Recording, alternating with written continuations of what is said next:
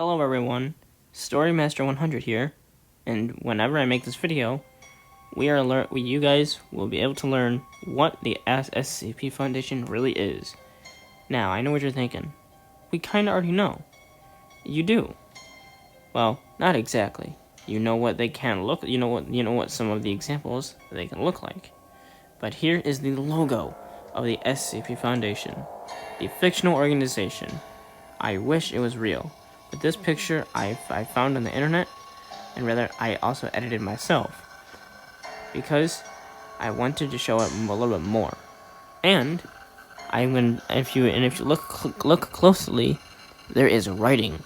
So yeah, you might not be able to tell what the writing is, but I can tell you what SCP stands for. SCP stands for Secure, Contain, Protect. The fictional organization, it is dedicated to contain paranormal objects, things that should not be in this world but are, and things that should, well, not be in the universe itself, I guess you could say. If that's what you want to, if that's the way you guys, or some of you want to think about it. Now, let me tell you some of the examples of SCPs. An SCP, well, again, can be an object, an object, a building, a person per se, with powers maybe, or it can be, well, an anomaly. Yes, an anomaly. What is an anomaly? Well, it's just something that shouldn't belong, things like that. Now, what the SCP Foundation does is contain them. For example, here's an old SCP that is my absolute favorite. SCP-173, The Sculpture. That is one of my best favorites.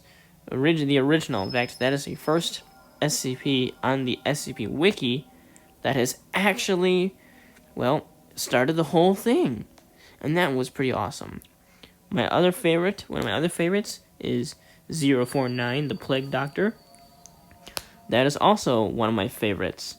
I just love the way how, the documents of 049 and the document of 173, they're just really cool, and I thought to myself, if 173 and 049 were real, we would be in big trouble. I gotta say. And also there's also lots of SCPs, maybe even thousands. Lots of people on the wiki actually write them. If you want to write an SCP or two in your own time, well, I will link the SCP wiki down below in the description. So, now, I'm going to tell you this. To end off this video here, I'm going to, if you want to repeat after me one more time if you haven't already. Secure, Contain, Protect. Yes. Secure, Contain, Protect. That is the third and last time I will say that.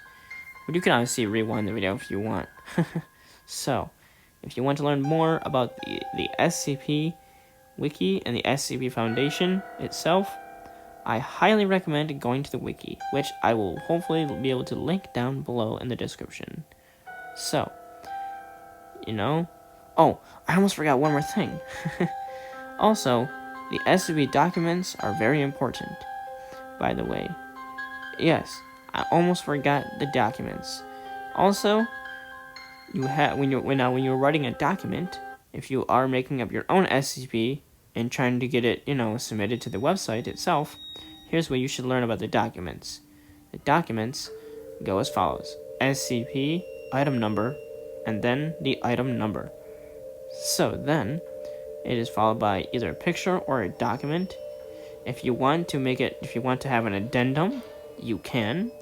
You can also have some black spots in case some things need to be, data expunged. So I believe if you want that, you can. You can have it deadly and things like that. So that is some of the things that I know lots about the documents.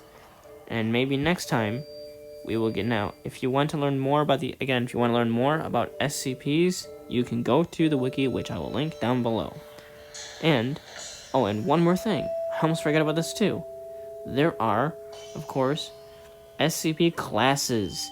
Yes, classes of deadliness and even safe objects. Yes. So, we'll get into a couple.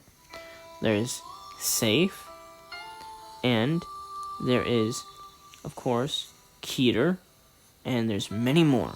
We'll get into those very, very soon. So, that's all for this video, guys. Story Master 100, out.